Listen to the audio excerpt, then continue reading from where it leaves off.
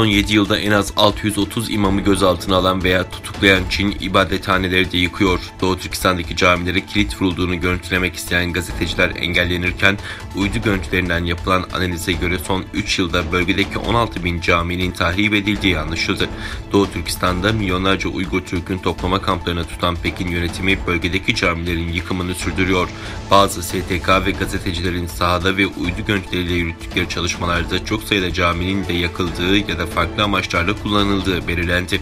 Doğu Türkistan'ın Çila kentindeki Şiaman Camisi yüksek duvarlar ve Çin Komünist Partisi propaganda tabelalarının arkasına gizlendi. Reuters söz konusu yapının şu an cami olarak faaliyette olduğunu teyit ettiremedi. Muhabirlerin camiye yaklaşmasıyla sivil giyimli 4 kişi sitenin etrafına gelerek kapıları kilitledi ve yapının ziyaretçilere açık olmadığını ifade etti. Ayrıca söz konusu alanın ve caminin fotoğraflarının çekilmesine de izin verilmedi. Kimliğini açıklamayı reddedenlerden biri "Burada cami yok, bu bölgede hiç cami olmadı" diyerek gazeteciyi uzaklaştırmaya çalıştı. Reuters'a göre 2019'daki uydu görüntülerinde binanın köşelerinde 4 minare bulunuyordu. Kubbenin de mavi ve metalle kaplandığı görülüyordu. Ancak şu an ne minareler ne de bir kubbe bulunuyor. Pekin ise ibadethanelerin yıkıldığı iddialarını reddetti. Dışişleri Bakanlığı sözcüsü kırsal bölgelerin canlandırılması için bazı camilerin yıkıldığını, bazılarının ise onarılıp genişletildiğini iddia etti.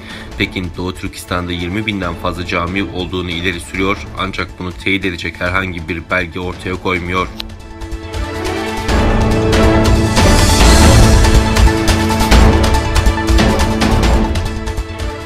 Radio France International'in haberine göre Kazakistan Cumhurbaşkanı Kasım-Jomart Tokayev 13 Mayıs'ta tarım arazilerinin yabancılara satışını yasaklayan yeni bir kararname imzaladı. Kazak hükümeti Çin'le her zaman iyi ilişkiler sürdürmüştür ve Çin'in bir kuşak bir yol ticaret planının önemli bir ortağıdır. Ancak Kazakistan'daki muhalefet yakıt ve maden kaynakları bakımından zengin olan Kazakistan'ın nihayetinde Çin'e bağımlı hale gelmesinden endişe ediyor.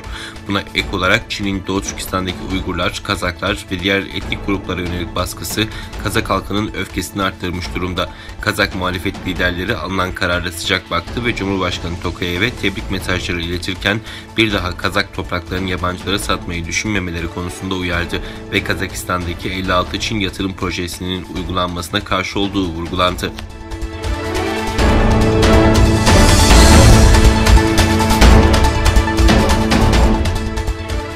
Çin Mars keşif aracı Zhurong gezgininin Kızıl Gezegen'e iniş yaptığı duyuruldu. ABD ve Rusya'nın ardından Çin, Mars'a gezgin yollayan 3. ülke oldu. Çin Ulusal Uzay Yönetiminden yapılan açıklamada cumartesi sabahı aracın telemetri sinyalinin alındığı ve gezginin başarılı şekilde Mars'a indiği bildirildi. Zhurong'un daha önce belirlenen Mars'ın güneyindeki bir lav tabakasına iniş yaptığı açıklandı.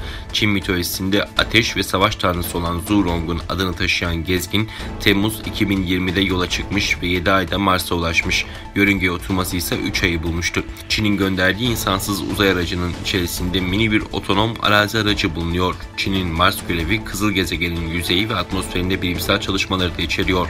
Gezegende bir hayat belirtisi olarak da su araması yapılacak.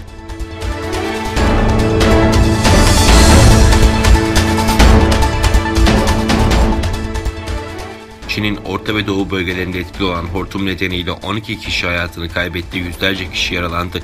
Çin'in Orta ve Doğu kesimlerini hortum vurdu. Rüzgarın hızının saniyede 23 metreye geçtiği belirtildi.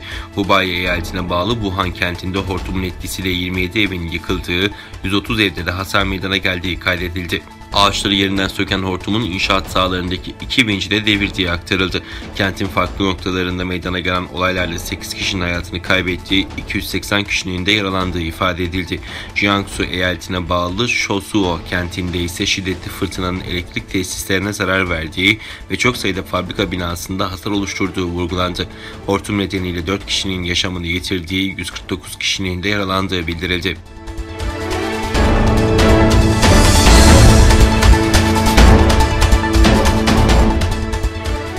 İsrail Başbakanı Benjamin Netanyahu 10 Mayıs'tan bu yana abluk altındaki Gazze şeridinde düzenlenen ve 41 çocuk 145 Filistinlinin hayatını kaybettiği saldırıların devam edeceğini söyledi.